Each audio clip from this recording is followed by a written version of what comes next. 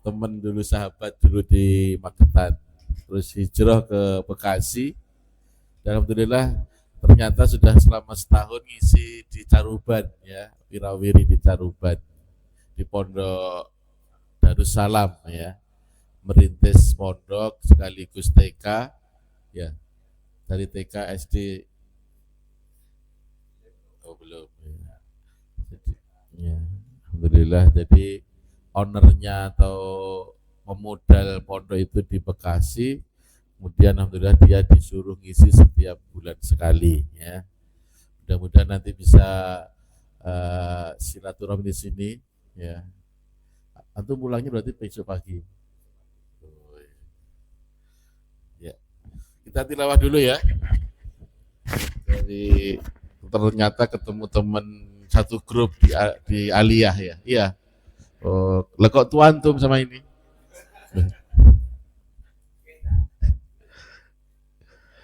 Ya, kita surah Al-Kahfi 1 sampai 15. A'udzu billahi minasyaitonir rajim. Bismillahirrahmanirrahim. Alhamdulillahilladzi anzala ala abdihi alkitaba wa lam yaj'al lahu 'iwaja قيما لينذر بأسا شديدا من لدنه ويبشر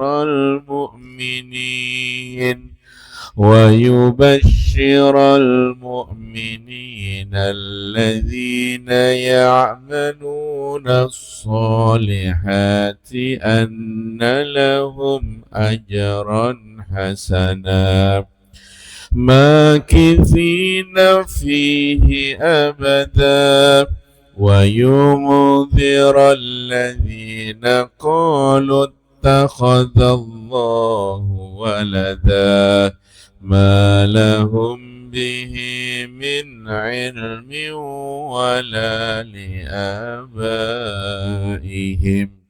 كبرت كلمة تخرج من أفواههم إن يقولون إلا كذبا فلعلك باخع نفسك على آثارهم إن لم يؤمنوا بهذا الحديث أسفا إنا جعلنا ما على الأرض زينة لها لنبلوهم أيهم أحسن عملا وإنا لجاعلون ما عليها صعيدا جرزا أم حسبت أن أصحاب الكهف وهيئ لنا من أمرنا رشدا فضربنا على آذانهم في الكهف سنين عددا ثم بعثناهم لنعلم أي الحزبين أحصى لما لبثوا أمدا نحن نقص عليك نبأهم بالحق إنهم فتية آمنوا بربهم وزدناهم هدى وربطنا على قلوبهم إذ قاموا فقالوا ربنا رب السماوات والأرض لن ندعو من دونه إلها لقد قلنا إذا شطط هؤلاء قوم اتخذوا من دونه آلهة لولا يأتون عليهم بسلطان بين فمن أظلم ممن افترى على الله كذبا اللهم ارحمنا بالقرآن. Alhamdulillah, kami serahkan kepada Ustadz Ahmad Riyadi, nanti bisa ta'aruf dan pengalaman perjalanan dakwah kok sampai ke Bekasi ya, kecantol siapa saya kurang tahu karena lama di Magetan itu ya Wirabri sama saya itu ya keluh kesah perjuangan di Magetan dulu ya, Masya Allah, baru ketemu sekarang. Monggo nanti agak molor walaupun azan di sana-sana nanti agak molor tidak apa-apa Ustaz.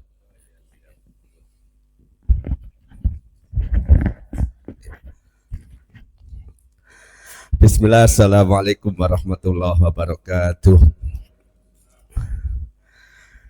Innal hamdalillah nahmaduhu wa nasta'inuhu wa nastaghfiruhu wa nastahdihi wa natubu ilaihi wa na'udzu billahi min shururi anfusina wa min sayyiati a'malina may yahdihillahu fala mudhillalah wa may yudlilhu fala hadiya wahdahu la syarikalah wa asyhadu anna Muhammadan abduhu wa rasuluh.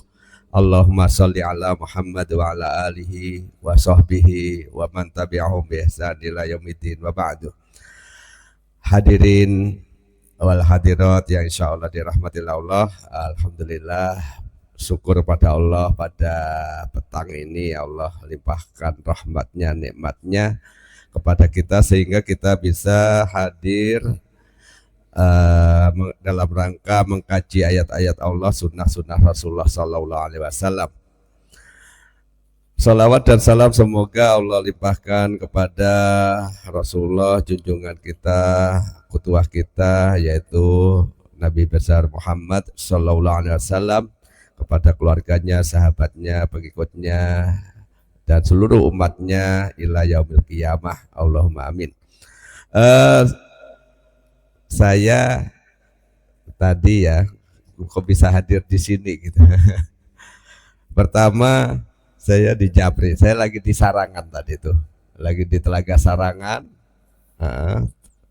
lagi ngadem Pak, terus terang. Saya ngadem karena saya 2 hari raker, saya rapat kerja di sebuah yayasan namanya Sabilur Rosyad, membawai 4 unit, yaitu bidang pendidikan, itu ada pondok pesantren gratis 100% bagi yang putranya ini khusus putra emang tingkat SMP, dan mudirnya itu lulusan Madinah UIM, mudirnya itu. Terus di tahun ini membuka jenjang TK juga, namanya TK Islam Al-Madinah, kemudian ada TPA, Rumah Bina Anak Soleh, Rubais, kemudian bidang dakwahnya kita ada Masjid Islamic Center, itu full kajian sunnah, terus ada radio dakwah Suara Madinah, kemudian bidang ekonominya di sana ada pengubukan kambing, sapi, kemudian ada budidaya lele. Terus kita ada sosial yaitu sergap. Sergap ini kita ada mengadakan pelayanan ambulan, ada ambulan. Jadi pertama kali ini yayasan ini pemilik perorangan ya, perorangan orang kaya itu. Dia punya perusahaan ekspedisi di Kota Bekasi. Nah, kenapa saya bisa nyangkut itu, pertama beliau sakit saya obatin. Nah, berawal dari saya terapis. Saya ini terapis Pak. Nah, saya seorang terapis. Saya fokus di Pertama, ilmu akupuntur. Jadi ilmu akupuntur itu namanya kalau ini berasal dari Tiongkok ya, tradisional Chinese medicine. Jadi ilmu kedokteran Cina. Jadi kalau Bapak ngeliat kungfu gitu ya, terus sakit diobatin, ditusuk pakai jarum, lah itu ilmu saya. Terus di samping itu ya biasa bekam, kemudian ada ruqyah syar'iyah.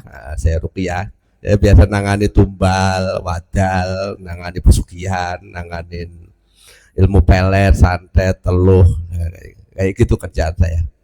Nangani kayak gitu. Jadi dan banyak hal lagi, saya nanganin dukun, ruqyah peruqyah. Orang biasa ngeruqyah, saya ruqyah. Ngeruqyah dokter juga, saya nanganin gitu. Lah, jadi untuk lebih detailnya saya bagiin kartu nama saya nih, maaf. Silahkan saya bagi ya. Ada kartu nama, silahkan dibagi. Jadi saya fokus, saya mendirikan sebuah klinik namanya Rumah Terapi Ar-Riyad. Di situ namanya Rumah Klinik and Home Care Ar-Riyad. Jadi saya hari-hari saya terapis. Hari-hari saya terapis. Tetapi background saya 21 jadi guru. Saya seorang guru dan pernah jadi kepala sekolah di Bekasi. Jadi ilmu saya, kompetensi saya ya kadang jadi guru, ya jadi ustadz, ya jadi terapis. Terus juga dari ilmu terapis inilah ilmu tabib sinse. Jadi seorang sinse saya. Jadi tabib sinse dan juga tibun nabawi, kedokteran nabi. Jadi ilmunya terapi saya itu ilmunya berbagai negara. Pertama tibun nabawi gitu kan, dari Arab Saudi ya, dari Saudi. Tibun nabawi, bekam itu ada bekam medik, bekam api. Kalau bekam api itu dari Cina. Terus ada bekam sihir. Jadi kalau orang disihir, jinnya bandel bisa dibekam. Terus kemudian akupuntur juga akupuntur medik. Ada akupuntur kalau nangani sihir, misalkan nangani. Jadi biasa kan orang ada tim tuh kalau ngeruqyah, banyak orang dipegangin. Kalau saya sendiri, nggak perlu banyak orang, cukup saya pakai metode namanya ruqyah puntur. Di ruqyah tapi di akupuntur, jadi dikunci. Jadi saya tahu titik kelemahannya jin itu ngumpet di mana, itu saya tahu. Karena disitulah peruqyah yang ada itu standar dibacain. Itu kan begitu dia ngamuk kan nggak bisa ngatasi. Nah, kalau saya cek dulu, terus setelah dicek itu kita akan telusuri. Saya biasa ngelepas ilmu kadikdayaan gitu, kayak Gundalini, Braja Musti, Lembu Sekilan, apalagi gitu. Ilmu pelet, jaran goyang, semar mesem. Nah itu pernah. Jadi ngelepas ilmu pawang hujan, dan pernah di pawang hujan juga. Nah, jadi di sini perlu saya jelaskan ya, kompetensi saya itu, saya seorang terapis dan seorang dai dan juga konsultan pendidikan Islam, dan juga saya seorang motivator trainer. Saya biasa ngisi-ngisi di perusahaan. Terakhir saya diundang di PT Kitsuryo Abadi, miliknya orang Korea itu. Dan jadi saya ya kerja sama perusahaan kayak Kimia Farma, kayak PT Ritem Kiosin Jepang, kayak gitu. Nah, di sini sebetulnya saya kaget tadi tuh. Kenapa? Di sini ada teman saya. Teman dari Sanawiyah Aliyah. Baru ketemu sekarang. Pak Sarman. Itu teman sekolah saya dulu dari Sanawiyah Aliyah. Jadi mahal. Jadi kemudian saya lanjut eh, setelah saya maaf ya, saya dulu memang saya sama Ustadz Zuhair waktu di Magetan itu bersama-sama. Jadi sampai keliling-keliling dakwah semuanya bersama-sama. Kemudian di tahun 2001 saya waktu itu saya mau jadi PNS Pak, terus terang. Saya mau jadi PNS, waktu itu PNS saya tinggalin. Nah, saya kabur ke Bekasi. Nah, saya nggak mau jadi PNS. Nah, terus saya masuk di lembaga Yayasan Ulul Albab Islamiyah, yaitu saya masuk di SDIT Ulul Albab sampai dari 2002, kemudian sampai 2000 terakhir itu di SD 2011, kemudian jadi kepala sekolah 2014 sampai 2018. Kemudian terakhir saya jadi sekretaris Yayasan Ulul Albab dari 2019 sampai 2023. Saya ngajuin resign. Nah, di situ 2 kali dapat sertifikasi saya tolak. Sertifikasi guru saya nggak mau, saya tolak. Pertama dari Depak saya dapat senilai 18 juta, itu saya tinggalin, saya nggak mau. Terus yang kedua dari Diknas saya tinggalin. Jadi di sini kemudian saya mendirikan usaha namanya, jadi saya sebagai terapi ahli, terapis Ariyat klinik Ariyat Enhun. Kompetensi saya ada di sini nih, kompetensi saya. Nah, jadi saya biasa nanganin itu semuanya bersertifikat saya. Yang saya tulis ini semuanya ada sertifikatnya. Jadi pernah nanganin terapi suami istri, pernah kejantanan. Jadi kalau bapak-bapak yang gangguan pasutri bisa saya obatin. Cocok ya. Mau durasi biar sejam bisa. Ada ilmunya. Terus bekam api, kemudian saya terapi diabetes, gula itu, kemudian stroke, kemudian kanker, masalah kanker macam-macam. Kemudian terapi stres, depresi, traumatik. Kemudian terapi Yamamoto News Club akupuntur, itu terapi ilmu akupunturnya Jepang. Nah, itu akupunturnya Jepang. Nah, itu terapi saraf. Jadi kalau orang stroke tangannya nggak bisa gerak, itu kalau di terapi saraf sensornya dibetulin.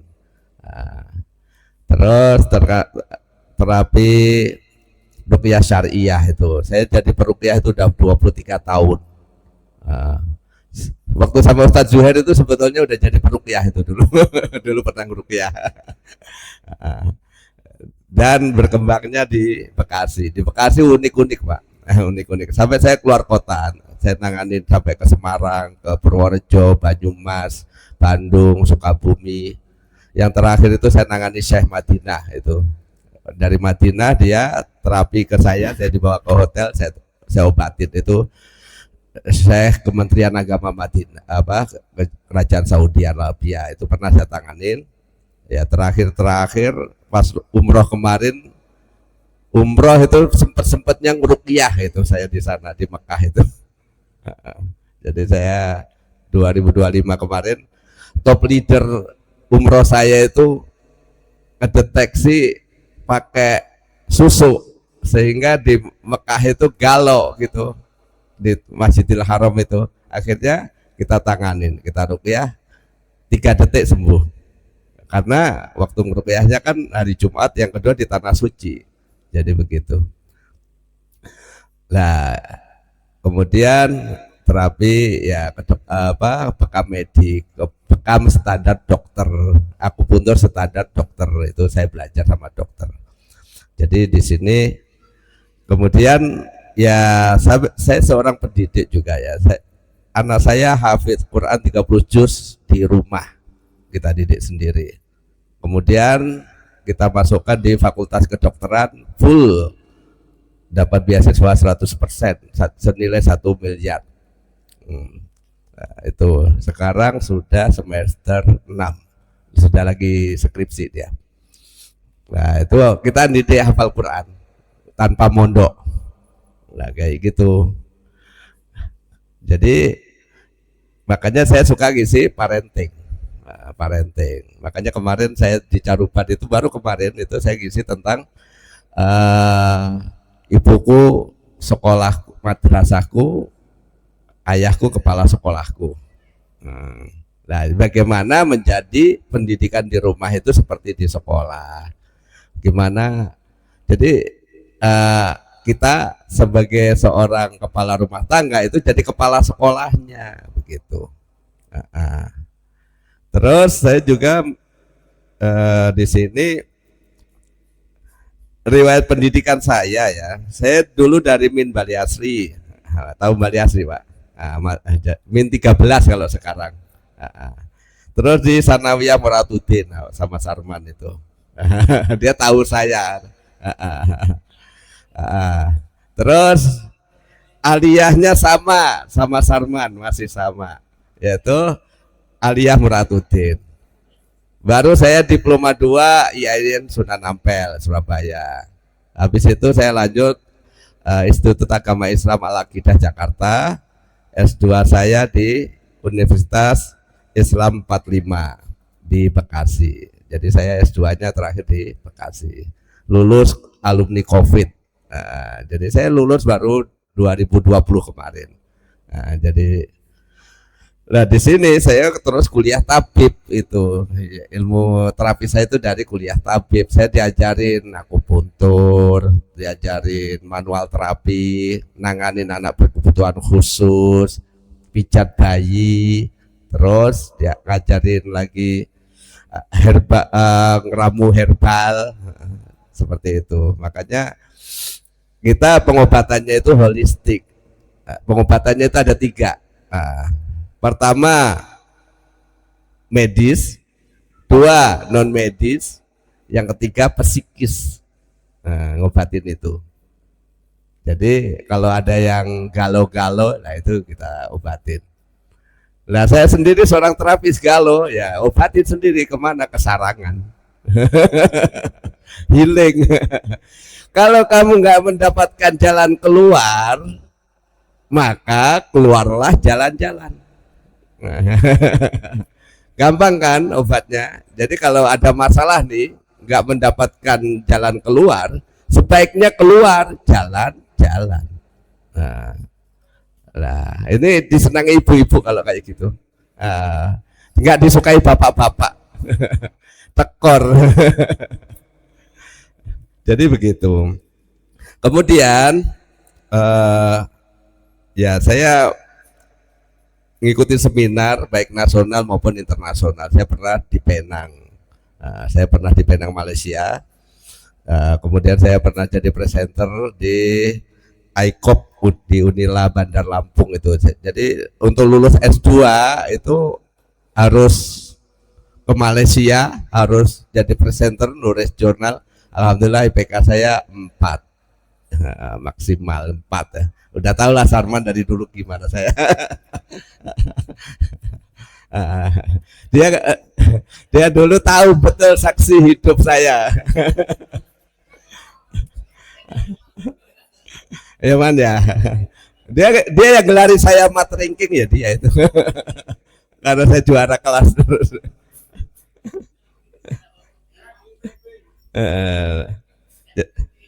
Nah, di situ. Jadi di sini kalau mau tentang parenting, saya suka ngisi parenting. Kalau ngisi tentang jin, saya suka ngisi tentang alam gaib. Kalau ngisi tentang motivator kerja atau kerja manajemen, saya suka ngisi di perusahaan. Nah, jadi tinggal ya. Jadi gini, semboyan saya, jangan kita yang ngejar setengah mati nyari duit, itu jangan kita. Tapi biar duitlah yang ngejar setengah mati ngejar kita. Paham Bapak? Belum. Jadi gini, kalau kita mau menangkap kupu-kupu, maka jangan dikejar kupu-kupu itu, lari capek, tapi tanamlah bunga, maka kupu-kupu akan datang. Jadi kalau pengen nyari duit, jangan duit itu dicari setengah mati, tapi banyakilah diri kita itu keterampilan, keahlian, sampai jadi pakar. Sehingga kalau di Bekasi, saya jadi peruqyah udah nasional ya, dan di mana-mana. Itu sampai orang terkenal kalau peruqyah kemana, ke Ustadz Ahmad gitu, langsung begitu. Jadi brandingnya kita harus personal branding. Jangan mental block. Jangan mental block. Tahu mental block? Bukan goblok. Mental block itu gini, membelenggu dirinya sendiri. Jadi bukan goblok. Bukan goblok tuh Kiat. Aku kenal dia. Jadi mental block itu membelenggu diri sendiri. Ya, suka self blaming, nyalain diri sendiri. Ya udah, memang aku nggak bisa kok. Nah, itu mental block. Misalkan kita mental block contohnya gini. Kamu loh, daripada lontang-lantung gak jelas, boyo dagang. Mental blocknya apa? Emang ada yang beli? Nah, dikasih solusi dagang, pikirannya emang ada yang beli. Itu mental block kalau bilang ada yang beli itu. Namanya orang jualan pasti ada yang beli. Gitu, itu sunatullah. Kalau mau dapat pembeli ya jualan. Jadi begitu. Jangan pesimis, hidup itu harus optimis. Yakin bahwasanya kita mampu. Dari belenggu-belenggu. Jadi yang membelenggu siapa? Pikiran. Pikiranmu adalah takdirmu.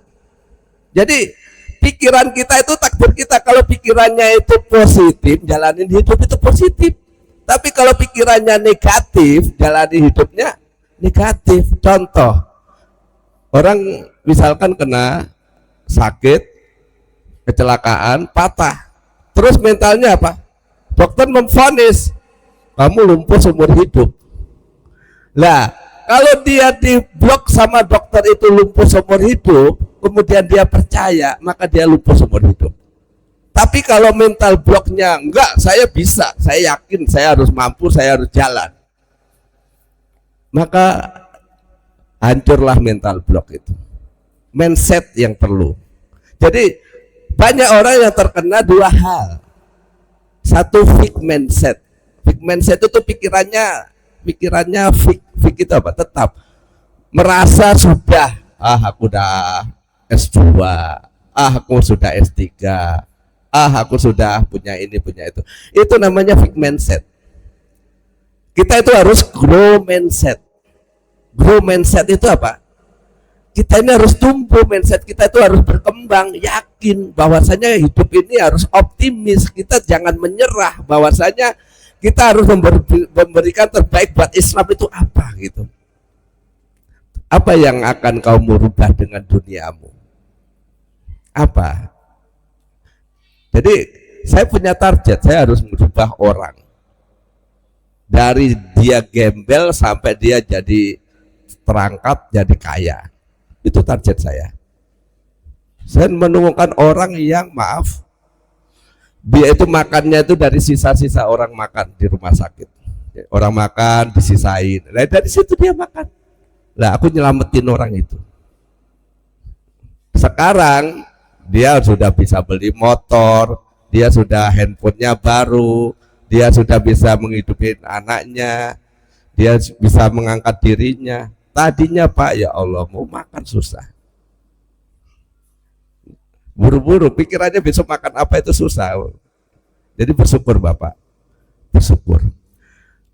Harus bersyukur dengan kondisi apapun. Konsepnya dalam Islam bahwasanya kalau mau tambah harta itu bersyukur. Kalau hartamu berkurang itu pasti kamu kufur. Kan konsepnya matematikanya Allah itu. Kalau ditambahin hartanya pasti harus bersyukur. Kalau dikurangi berarti orang itu kufur. Kan udah jelas di ayatnya, di firman Allah surat Ibrahim ayat Ayat berapa Pak? Ayat lupa man. Itu pelajaran aliyah.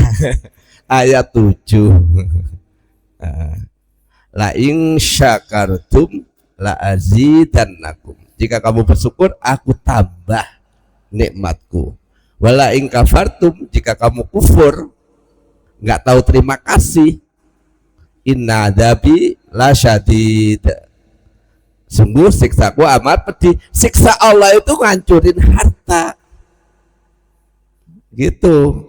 Jadi konsepnya orang bersyukur apa? Bersyukur itu berterima kasih. Berterima kasih itu dua kata, menerima dan ngasih. Nah, menerima dan ngasih, orang yang bersyukur itu dia pasti menerima. Menerima apa? Menerima nikmat Allah, menerima anugerah Allah, menerima rahmat Allah, menerima ampunan Allah, menerima rezeki dari Allah. Kalau sudah Allah sudah kasih ya, menerima gitu, maka dia harus ngasih. Ngasih siapa? Ngasih sedekah. Ngasih apa? Ngasih infak. Ngasih apa? Ngasih zakat. Ngasih apa? Ngasih empati. Ngasih respect, peduli sama orang yang lapar, peduli sama orang yang membutuhkan, peduli sama orang yang perlu ditolong. Jadi berterima kasih itu menerima dan ngasih. Nerima dari nikmat dari Allah, ngasih setelah dapat nikmat itu dikasih ke yang lain. Jangan dipegangin sendiri. Kan belum kepikiran ya. Kan di firman Allah kan khudh min amwalihim shadaqatan tutahhiruhum wa tuzakkihim. Nah, di situ kan pungutlah sedekah harta sebagai sedekah kalian untuk mensucikan kalian. Jadi kita ini kenapa zaman Abu Bakar As-Siddiq itu orang bayar zakat itu males, itu diperangi. Ya dia sholat, tapi dia nggak mau bayar zakat, diperangi. Kenapa diperangi? Karena dipaksa. Kalau dia nggak ngeluarin zakatnya, zaman Abu Bakar kan diperangi, dipaksa suruh bayar zakat. Zakat itu apa sih? Zakat itu sesuatu yang harus dibersihkan. Harta kita itu 100% itu bukan milik kita, 2,5% itu milik orang. Itu kotorannya kita harus kasihin ke orang, keluarin. Zaman Umar bin Abdul Aziz, selama beliau memerintah itu nggak mau satupun rakyatnya yang mau nerima zakat. Kenapa? Lah kotorannya orang, kotorannya harta orang. Kotoran itu dalam arti gini, dia jadi guru, masuk jam 7, dia telat, masuk telat macet jam setengah 8, 30 menit dia telat. Itu kotor enggak? Kotor. Itu harus dikeluarin. Jadi terus kita, pendapatan kita kayak Imam Abu Hanifah itu kan gini ya. Imam Abu Hanifah itu beliau dia punya pengusaha garment. Imam Abu Hanifah ini pedagang kain, pedagang baju. Dia bilang ke karyawannya, ini harganya yang normal sempurna itu sekian. Lah ini cacat, ini tolong dijual murah. Lah saking ramenya, yang cacat ini kejual sempurna dengan yang nggak cacat. Abu Hanifah gimana? Gimana yang cacat? Harganya sama Tuhan, maaf rame banget. Jadinya semuanya kejual. Abu Hanifah mau nerima nggak hasilnya itu? Nggak mau. Kecampur subhat jadinya. Karena beliau seorang ulama dan warok. Akhirnya apa yang terjadi? Seluruh hasil penjualan bajunya itu disedekahin semuanya. Karena takut makan subhat. Subhat itu belum 100% haram, tetapi sudah kecampur yang aib itu, makanya nggak mau nerima. Jadi ulama itu kayak begitu, jaga halal haramnya. Seperti saya itu berusaha tuh jaga halal haramnya agar orang yang makan yang halal itu menyehatkan. Kalau makan yang haram itu melemahkan, bikin penyakit. Maka orang yang suka makan haram itu dampaknya orang yang makan haram apa? Satu tetes air haram masuk ke perut, satu butir nasi masuk ke perut, maka konsekuensinya karena makan barang haram 40 hari sholatnya nggak diterima, 40 hari doanya nggak dikabulkan Allah, 40 hari amal solehnya nggak akan diangkat ke langit. Itu konsekuensinya. Nah terus kalau tiap hari makanannya haram, haram itu contohnya apa? Ya suka siwak F apa Pak? Siwak Fir'aun. Apa siwak Fir'aun? Ahlu hisab. Apa ahlu hisab? Dukhon. Rokok kan haram. Kalau tiap hari ngisep rokok, sholatnya gunanya terus apa? Dampaknya kesehatan gimana? Anaknya diracuni, istrinya diracuni, lingkungannya diracuni. Justru rokok itu makanannya jin. Makanya kalau sopir-sopir bis lewat alas roban tikungan itu harus ngelempar rokok karena dia tahu jin itu perokok. Makanya kalau orang masih doyan rokok, temennya jin. Itu. Jadi saya sampaikan, mohon maaf bagi yang masih saya sampaikan, ini pengalaman saya ngeruqyah. Jadi jin itu seneng banget orang yang merokok. Terus saya pernah nanganin orang narkoba, pasien saya itu macam-macam. Saya nanganin anak yang terkena narkoba. Orang yang terkena narkoba itu dia dihormati jin. Kenapa?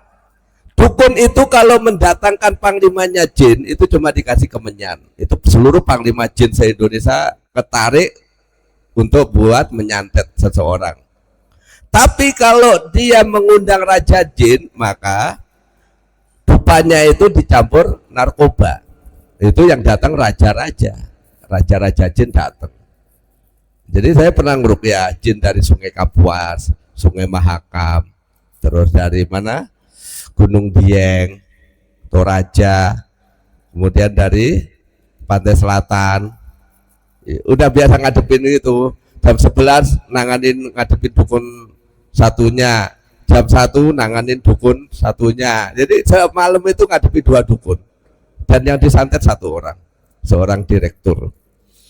Nah itu, jadi itu di Jakarta, di kota besar itu ada kayak gitu. Lihat saya nanganin, kan ceritanya gini, suaminya nikah lagi, istri tua nyantet istri muda. Lah, ada di sini yang punya istri tua, istri muda. Oh belum ada. Ustadznya rawani, bukannya rawani, dia nggak mau riak. Kan nikah kan ibadah nggak boleh diumbar. Jadi diumpetin. Nah bener disantet itu. Saya ruqyahnya itu dari waktu itu saya masih di Caruban, dikabarin suruh ngeruqyah, Ustadz istri saya ini kena santet, kena ilmu pelet. Ciri-ciri ilmu pelet nih tak kasih tahu. Pertama, ilmu pelet itu ciri-cirinya kalau jari-jarinya baik di tangan di kaki itu suka bergetar sendiri. Di luar kesadaran loh ya, bergetar sendiri. Yang kedua suka kena vertigo. Nah, kepalanya muter-muter. Kalau dia terkena ada 2 ciri itu, dia berarti kena ilmu pelet. Nah waktu itu ilmu peletnya jenis cangsakuan Sunda, jadi orang Bandung. Yang melet itu orang Bandung. Nah jadi pelet Sunda yang saya tanganin. Begitu saya ruqyah dengan metode ruqyah puntur, saya ruqyah dan saya akupuntur. Maka yang terjadi langsung balik ke istri muda, istri tua. Jadi telinganya itu hancur. Padahal yang melet itu pakai jilbabnya gede. Nah itu, jadi orang pakai tampilan busana mestinya kan syar'i, ngerti akidah itu ya, kalau masalah cemburu ya apapun dilakukan. Akhirnya kita tolong ibunya, terus kita ruqyah, kita akupuntur, alhamdulillah. Begitu sembuh, alhamdulillah sudah sembuh. Nah itu istri tuanya telinganya hancur, darah semuanya. Jadi kayak begitu. Kita bukan niatnya nyakiti istri tua, tapi kita menyelamatkan istri muda, karena itu kan setan. Itu satu. Terus yang kedua, ada juga mereka yang main tumbal. Saya terakhir nangani tumbal. Tumbalnya ini, jadi gini, bapak ini pensiunan pegawai karyawan Astra, kemudian dia itu gajinya kan gede ya, Astra itu udah punya mobil, punya konveksi, punya rumah mewah, tapi nggak puas dengan kekayaannya itu, dia pengen lebih kaya. Dia beli besi 5 kilo lah, terus ada yang kuningan. Nah keyakinan dia kalau terus dibawa ke pantai selatan, ritual ke pantai selatan, dan menumbalkan anak cowoknya itu. Sehingga ciri-ciri tumbal nih, ciri-ciri orang yang ditumbalin. Pertama, semenjak ditumbalin dia pasti bisa ngelihat gaib. Itu ciri-ciri ditumbalin. Jadi indigo, jadi suka ngelihat pocong, genderuwo, kuntilanak, banaspati dan sebagainya itu. Terus yang kedua, tiba-tiba dia orang ditumbalin itu dia merasa dia tahu-tahu dikasih duit. Kalau dikasih duit, dia pasti akan setelah itu akan mengalami hal yang aneh. Nah, berarti kan gini, kalau bapak nemu uang segepok di jalan, 1 kresek, kira-kira bapak berani ngambil nggak?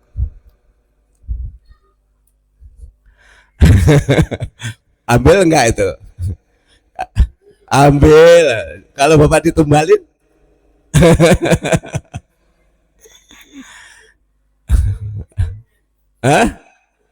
begitu mungkin. Gampang caranya. Bapak wudhu, ambillah uang itu, ruqyah dibacain. Nah baru selamat dari tumbal. Caranya begitu. Terus tumbal itu kejadiannya sama, misalkan anak pertama meninggalnya kecelakaan, ntar anak berikutnya kecelakaan, ketiganya kecelakaan, itu tumbal. Terus kalau sakitnya sama. Nah, saya kan menangani tumbal pesugihan di Purworejo, dia itu Kuncen Sayyidin Panotogomo. Nah begitu saya tanganin, anak pertamanya meninggal, menantunya meninggal, cucunya meninggal, ditumbal. Kaya banget Pak dia pimpinan Torikot. Nah setelah kita musnahkan, saya baru datang dari Bekasi, dijemput mobil gitu, turun, itu langsung diserang sama penghuninya, karena bapak itu pertapa jadi kuncen. Jadi kita langsung diserang. Begitu diserang, saya bilang ke anaknya kan kolonel ajudannya Pak Muldoko itu. Nah terus saya bilang dikumpulin itu seperti Pak, keris itu ada jumlahnya seperti, bayangin kerisnya, belum lagi yang nogososo bisa terbang, itu kerisnya bisa terbang. Nah begitu kita ruqyah, terus geledeknya semuanya kita ruqyah, kita bakar, baru terus ikrar pemutusan khodam leluhur. Nah pemutusan khodam leluhur ini, semua orang itu kalau saya cek pasti ada yang terikat. Cirinya orang terkena khodam leluhur, 1, kalau sama suami istri masalah kecil jadi gede. ngobrol tahu-tahu ibunya marah. Nah, itu namanya itu ciri gangguan khodam leluhur. Yang kedua, ciri khodam leluhur. Kalau emosi susah dikontrol, ngamuk-ngamuk, nggak bisa ditahan. Nah, itu cirinya. Yang ketiga, suka mimpi kepada keluarganya yang sudah meninggal. Yang keempat, suka dejavu. Tahu dejavu? Suka ke tempat baru itu ada perasaan, kok saya pernah kesini ya. Nah, kayak gitu. Nah, oh, ada berarti. Terus kalau ke anak-anak itu kalau sekolah nggak fokus, suka ngelawan orang tua, ngelawan bapaknya, ibunya. Terus kalau sekolah nggak fokus, sekolah maunya pindah-pindah. Nah, tuh lihat pindah-pindah. Terus ciri-ciri khodam leluhur juga, dia indigo, bisa baca pikiran orang. Kalau dia nggak sesuai dengan isi hatinya nih, kesel, langsung terjadi kecelakaan. Itu namanya apa? Khodam hutang jenisnya, jadi hutang nyawa. Nah, hari ini tadi terjadi, saya pernah nangani barusan tadi itu di Magetan, khodam leluhur. Saya sakit hati Ustadz, nggak rela, itu langsung kecelakaan orang.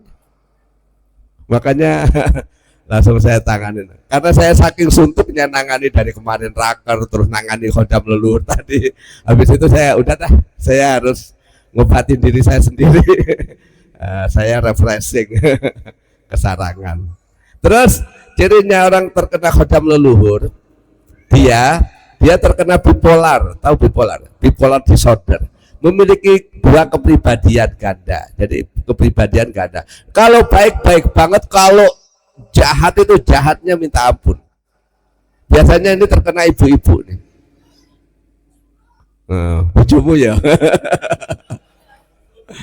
Jadi bipolar ini bipolar disorder ini orangnya jenius, pinter. Tapi kalau emosi banget, suaminya pasti kalah. Tapi kalau dia baik-baik banget. Saya pernah nangani ibu-ibu umahat pakai cadar, dia terkena bipolar disorder. Jadi dia bisa menjadi kepala sekolah itu SMP, SMA, dua kepala sekolah ngerangkep, bisa dia. Tapi suaminya jadi korban. Nah, jadi sekarang, jadi itu ciri gangguan ikatan khodam leluhur. Di Magetan ini banyak yang nggak tahu, tapi kalau dicek pasti ada. Karena saya pernah nangani hafid Quran. Sehari murojaah 6 juz. Dia baca Qurannya aja sudah sesuai standar Syekh Madinah. Mahasiswa Ma'had Wadi Mubarok yang ada di Megamendung. Itu bacaannya luar biasa.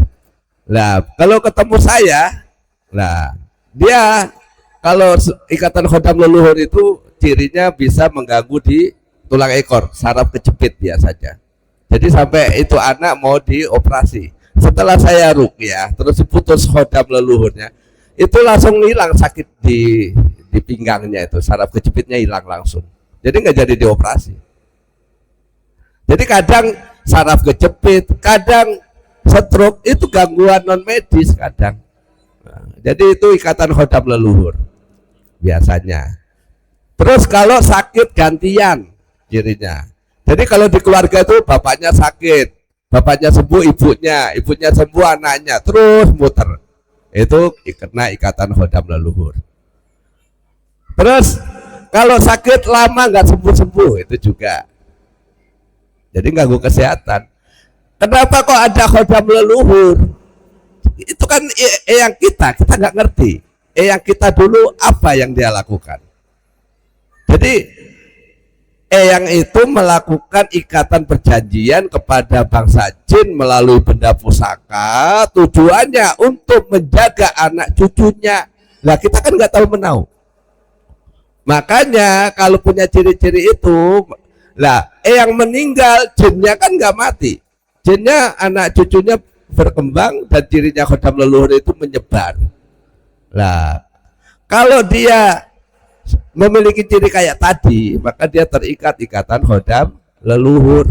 Itu harus diputus, harus mengucapkan ikrar pemutusan khodam leluhur. Harus diputus. Nggak cukup di ruqyah nggak kelar, tapi harus diputus. Nah, jadi terus yang paling ngeri itu adalah ganggu ibadah. Saya nangani seorang santri, dia kalau sholat di shaf pertama pasti dia pingsan. Tapi kalau shaf kedua dan seterusnya dia aman. Jadi kalau di shaf pertama dia keganggu. Itu jadi ikatan khodam leluhur itu ganggu ibadah. Kalau ibadahnya males, baca Quran males, sholat telat, nggak pernah ke masjid, udah otomatis itu. Terus ikatan khodam leluhur dalam medis itu biasanya nyerangnya lambung. Kalau suka sakit lambung itu pasti gangguan khodam leluhur. Mah, GERD, asam lambung, nah itu. Terus suka sakit pinggang, itu gini. Nah itu bukannya boyok, bukannya. Bukan, tapi ya itu tadi. Itu semua ciri cara nangani gimana itu gangguan khodam leluhur atau bukan. Nah, itu bisa dicek. Nah, biasanya kalau ikatan khodam leluhur itu kalau orang disantet itu antara jin yang dikirim melalui santet dengan ikatan khodam leluhur itu kerjasama. Cirinya orang disantet satu, dia langsung tiba-tiba susah tidur. Nah, susah tidur. Kalau susah tidur berarti yang diserang apa? Jantungnya, sehingga dia suka berkeringat keluar dingin. Sehingga dia karena susah tidur, akhirnya dia nggak bisa istirahat, maka daya tahan tubuhnya turun dan disitulah dia ada bisikan sakit kamu, sakit kamu, sakit kamu. Nah, dibilangin gitu. Bisikannya kayak gitu.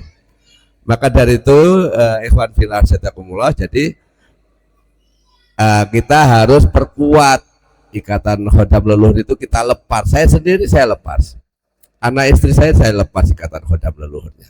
Karena semuanya ada. Karena ikatan khodam leluhur itu nggak peduli dia itu ustadz, hafidh Quran, syekh, orang soleh, nah itu nggak peduli. Ganggu itu. Ada seorang ustadz di Ma'had Darul Atqiyah. Ustadz itu hafidh Quran. Tapi kalau jadi imam, kalau mau Allahu Akbar susah.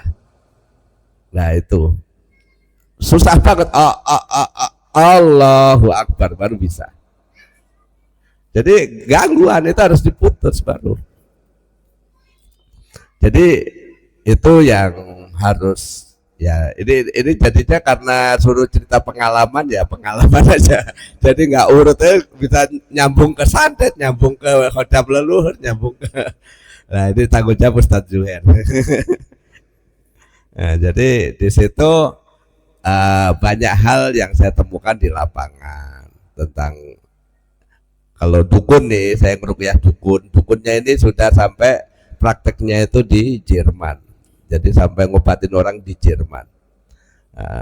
Nah, begitu dia sudah nggak bisa apa-apa, nggak bisa ngobatin, nah keluarganya nyerah, akhirnya kita suruh ngeruqyah. Begitu ngeruqyah saya bongkar isinya apa Pak? Fotonya Nyai Loro Kidul, itu satu. Terus yang kedua ada 4 keris. Nah, kerisnya yang satu saya bawa pulang. Udah saya ruqyah saya bawa buat ngajar. Terus yang ketiga, foto-foto target yang disantet. Nah, kebetulan orang Magetan nggak ada. Ada foto-fotonya itu. Jokowi nggak ada. Jokowi di Solo. Nah, sekarang saya sudah cerita ya pengalaman saya itu liku-liku di apa yang saya alami ya hari-hari. Pertanyaan saya ganti nanya. Yang bisa jawab dapat goceng. Ya, pertanyaan saya. Ibadah apa yang jika satu orang melakukan, yang lain nggak bisa melakukan? Ayo. Ada satu ibadah, kalau satu orang itu melakukan, yang lain nggak bisa ngelakuin. Ibadah apa kalau satu orang melakukan ibadah itu, tapi yang lain itu terhalang, nggak bisa. Ibadah apa Pak? Yang bisa 5.000, kurang 10.000, dan dapat 10.000 Pak. Hah? Nggak tahu diulang. Silakan tanya Google, tanya Dola, tanya Meta, ChatGPT, tanyain, silakan buka kalau bisa jam. Nah, langsung dibuka. Ibadah apa yang kalau dia lakukan, kalau satu orang melakukan, yang lain nggak bisa melakukan? Hah? Azan, masjid lain azan.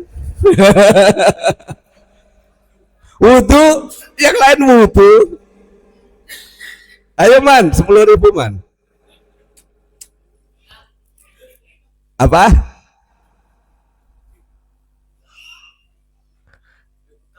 Bekam, yang lain bisa bekam. Ayo. Kayaknya kurang menantang. 20.000. Bener, tak kasih 20.000. Sampai 100.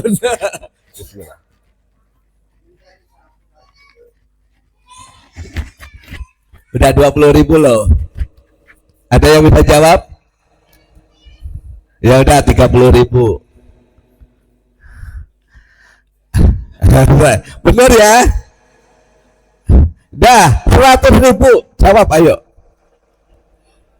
Bener 100.000 nih. Saya nggak bohong.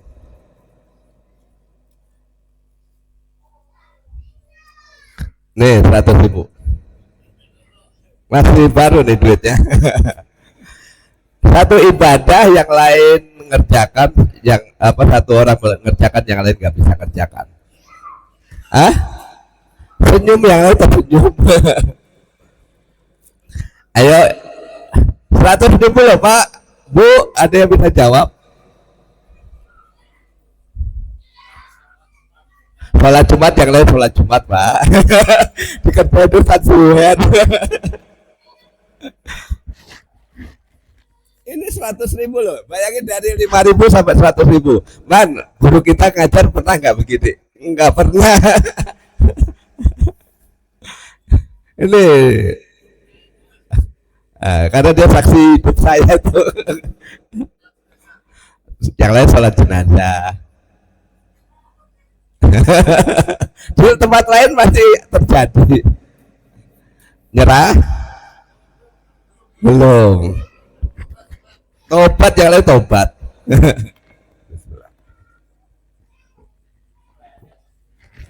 Nggak enak jawabannya. Nggak enak ya, saya duit 100. Ketemu Dola jawabnya apa Dola? Nggak ada. Berarti nggak pinter dia. Katanya kan AI pinter, ternyata ya masih nggak pinter, masih jahil, masih bodoh. Nggak nyerah, saya hitungin sampai 3. 1, 2, 3, dah habis 100.000 angus. Apa Pak? Mencium hajar aswad. Mencium hajar aswad, emang yang lain bisa nyium? Kan kalau hajar aswad satu, orang nyium, yang lain ngantri, nggak bisa. Lah nyium istrimu ya iso.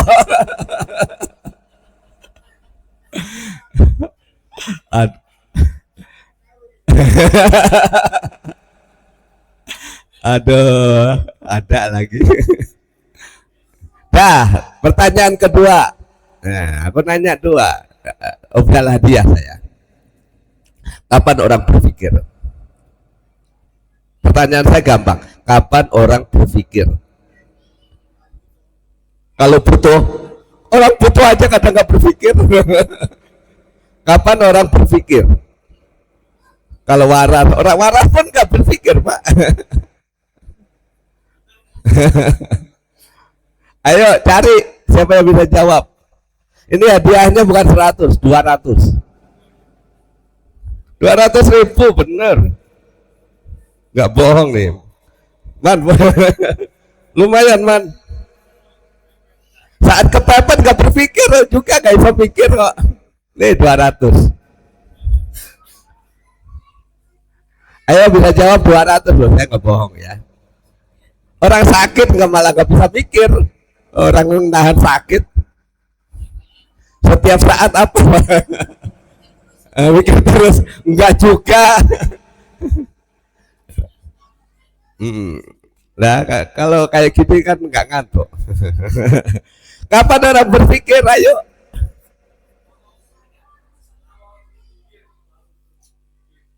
Berpikir nggak pikir juga, pikir asal subhanallah subhanallah, asal ngomong aja.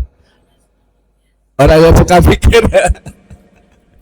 Kayak apa sih orang yang suka mikir? Ibu-ibu. Apa? Orang yang ngasih pertanyaan enggak juga. Ngasih pertanyaan juga kadang nggak mikir kok. Kapan orang berpikir bukan ngasih pertanyaan? Ibu-ibu apa bu tadi? Saat kita merasa bersalah, bersalah juga nggak tahu diri, nggak berpikir juga. Ayo bu, 200 bu, lumayan uang belanja tabungan. Ini dosen saya tanya aja nggak bisa jawab. Iya dosen doktoral itu S3.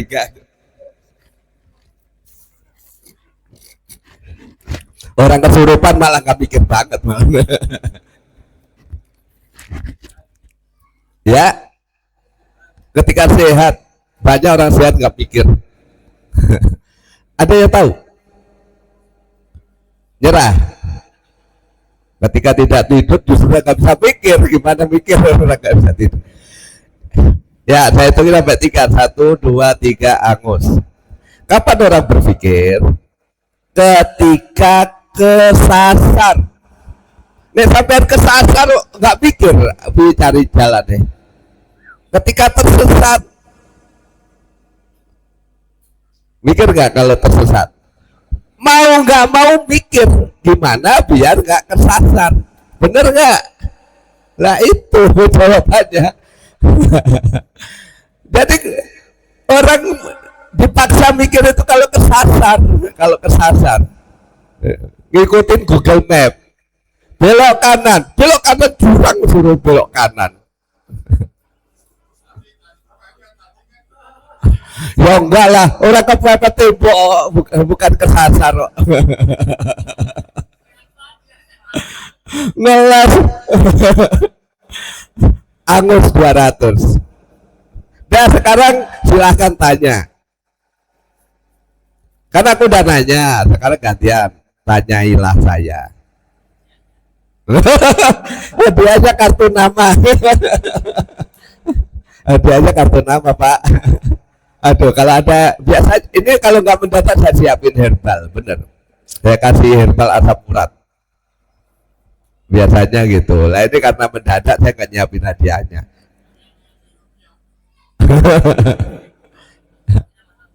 Ya, rumahnya kalau di sini di Ngeleng Bali Asri ada masjid Al-Fatah, masjid besar lah sebelahnya. Asli situ saya. Sarman pernah ke rumah. Aku nggak ngerti kalau itu temen tadi salaman nggak nge. Ya, ya tanya silakan Ustaz.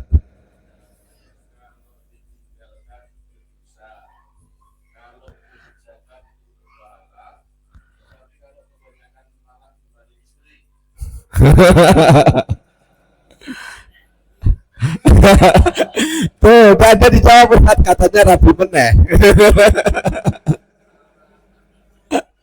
Tuh, ada yang jawab tuh.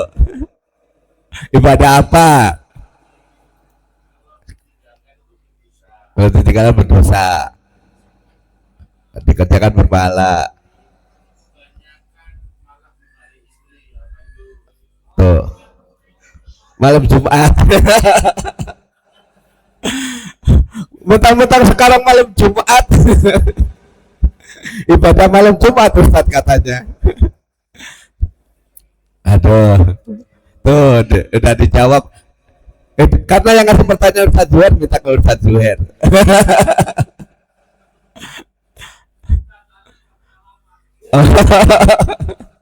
Masya Allah. Iya,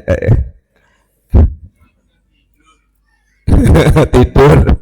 Tuh jawabannya tidur Pak, bukan malam Jumat. Ya, mungkin ada yang lain nanti atau yang mau konsultasi, saya persilakan setelah acara ini. Sampai jam berapa Ustaz ini? Udah masuk Isya? Udah lebih ya? Aku besok mau siap-siap sesuai. Ya silakan.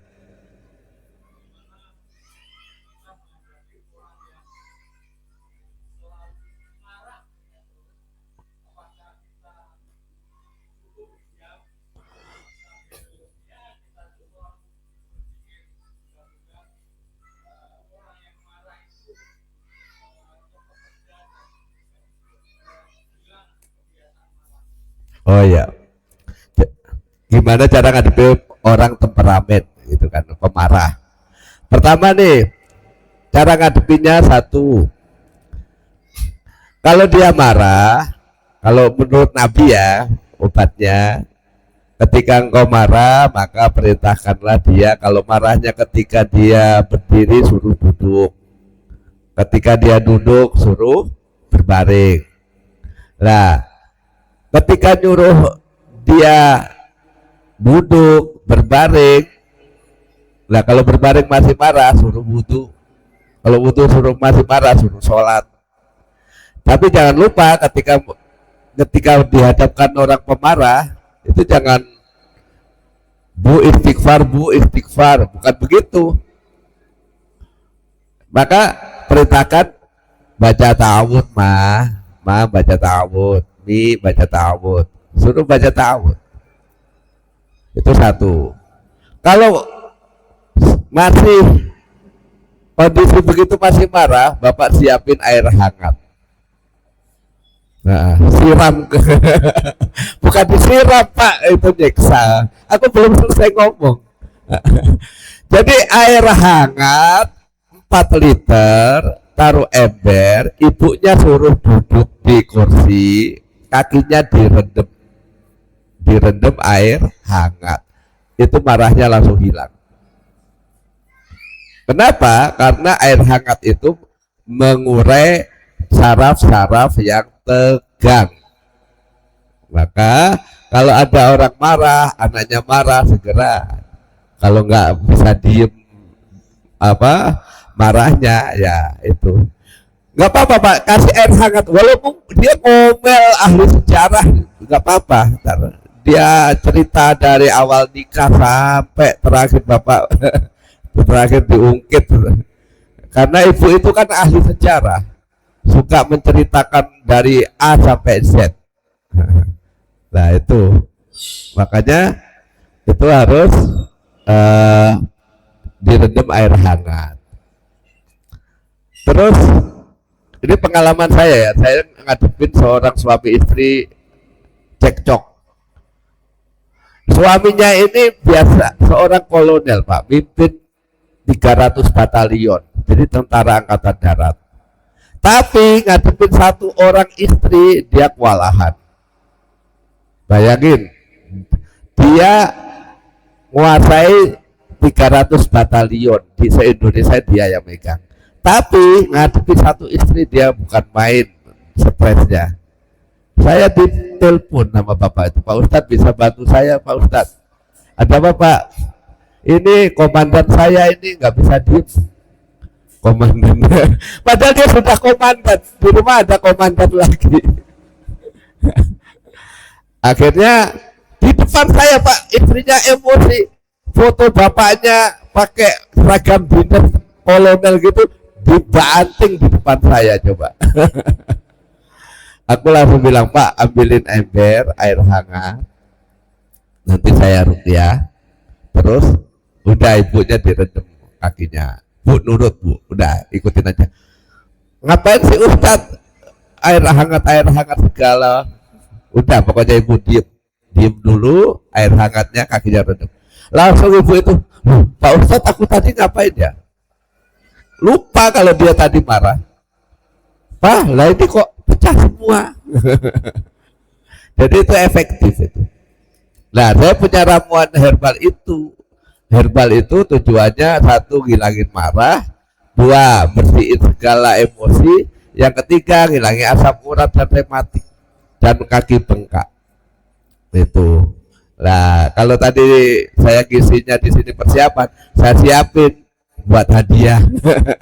Biasanya begitu. Kayak kemarin saya ngisi parenting di Caruban gitu.